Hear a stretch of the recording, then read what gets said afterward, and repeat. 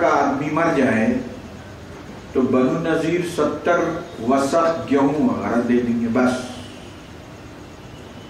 اس کے برخلاف اگر بنو قریظہ والے بنو نذیر کے آدمی کو اگر مار ڈالے، ایک تو قصاص میں ان کا آدمی مرے گا، قتل ہوگا، دوسرا 70 وسق کا ڈبل 140 وسق اناج بھی دینا پڑے گا.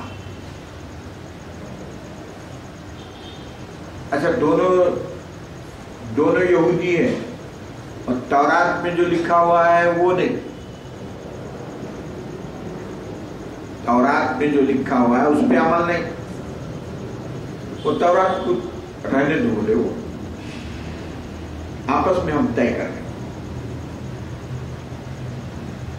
یہ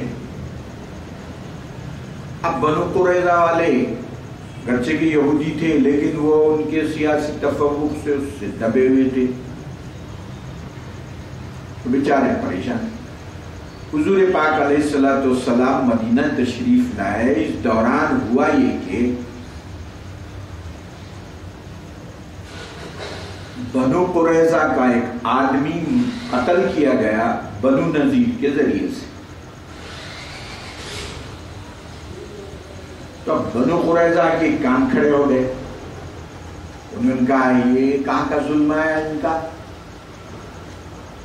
یہ انہوں کے انسان ہے کہ آسمان سے پیدا ہوئے، کہ ان کا آدمی جناب اگر قتل ہوا تو ہم کو جو ہے ڈبل گیہوں بھی دینا اور قصاص میں آدمی بھی ہمارا مارا جانا، لیکن ہمارا آدمی مارا گیا تو صرف 69 وسق جو ہے گیہوں دے دیں گے، صرف قتل میں ان کو نہیں قتل کر سکتے. اور پھر اگر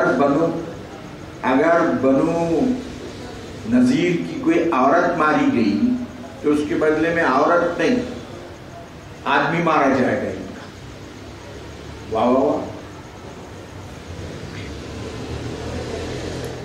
اب ان کا دماغ خراب ہو گیا. انہوں نے بنو قریظہ کہنے لگی کہ ان کے کان کھڑے ہو گئے. حضور علیہ السلام کا عدل و انصاف انہوں نے سنا. یہ جو نبی آئے ہیں یہ انصاف کی بات کرتے ہیں، ان کے پاس بڑا چھوٹا مسکین غریب کی تمیز نہیں ہے. تو انہوں نے کہا کہ دیکھیے نہ تمہارا نہ ہمارا، اب یہ جو نبی آئے ہیں ان سے کر لیں گے فیصلہ. اب وہ بنو نذیر والوں نے یہ سوچا کہ ممکن ہو کہ اسلام میں کوئی نرمی ہو قاتل کے بارے میں، ان کو معلومات کی کمی بہت ممکن ہو.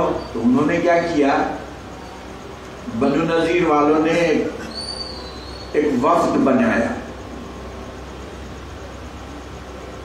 وفد بنا کے کہنے لگے کہ جا کے پہلے فتویٰ لو حضور سے، اگر وہ اپنی تائید کی بات کرتے ہیں مان لینا، مطلب کوئی نرمی کا فیصلہ ہے، اور اگر انہوں نے قتل کی بات کی نہیں ماننا. یہ وہ وفد آیا تو حضور پاک علیہ السلام نے صاف بات کی، فرمایا کہ اس کا بدلہ قتل ہے. تو پہلے تو فیصلہ کرنے سے پہلے حضور پاک علیہ السلام نے ان سے کہا، حضرت جبریل نے حضور کو سنایا کہ سوریہ نامی ایک عالم ہے، سواد واؤ رے یہ علی سوریہ، آپ اس کو حکم بنا لیں. وہ بھی یہودی عالم تھے. تو حضور نے فرمایا کہ تم سوریہ نامی نوجوان کو جانتے ہو؟ تو بولے ساری دنیا جانتی ہو، تو اس سے بڑا عالم یہود میں ہے ہی نہیں کوئی.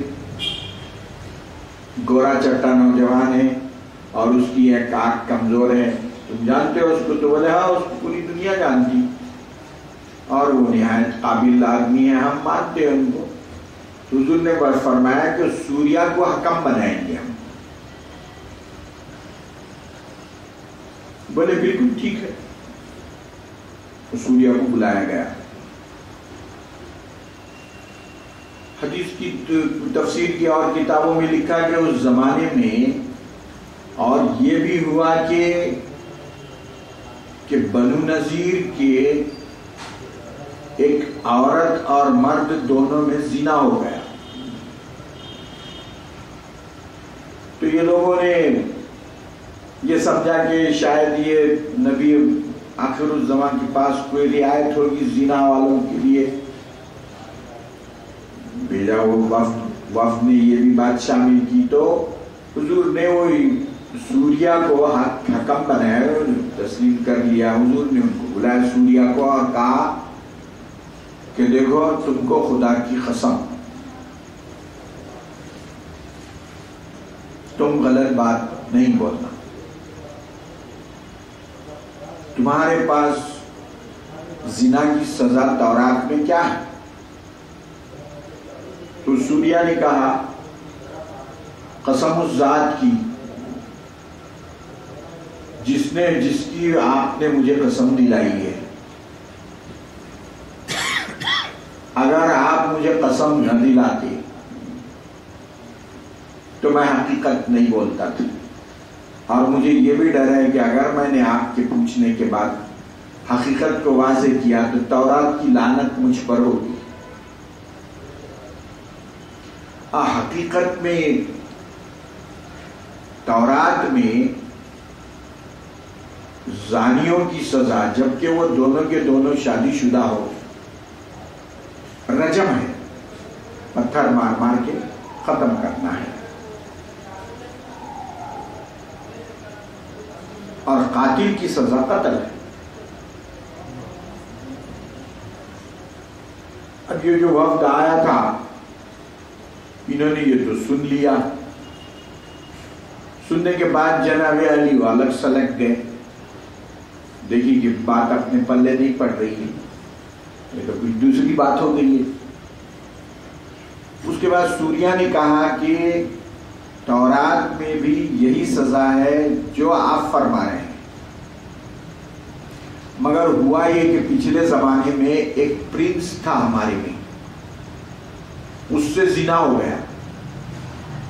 تو یہود کے علماء ہمت نہیں کی اس کو سزا دینے کی، لہذا انہوں نے یہ طے کیا کہ تورات کے احکام کے لحاظ سے یہ ہے کہ اس کو کچھ سزا دی جائے اور اس کا منہ کالا کر کے گدھے پہ بٹھا کے آبادی میں گھمایا جائے.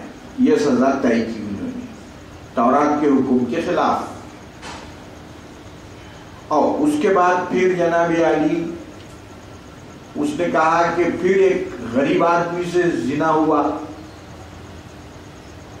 تو اب اس نے جناب علی اس کو بھی جو ہے برابر وہی رجم کی سزا دینے لگے.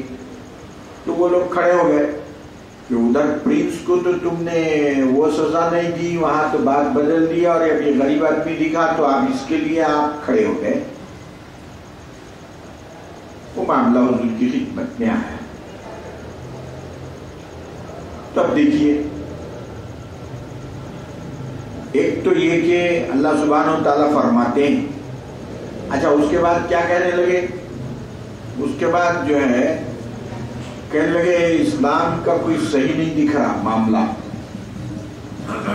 تورات میں تو اس کی یہ سزا نہیں ہے رجم کی، اور یہ رجم کہہ رہے ہیں.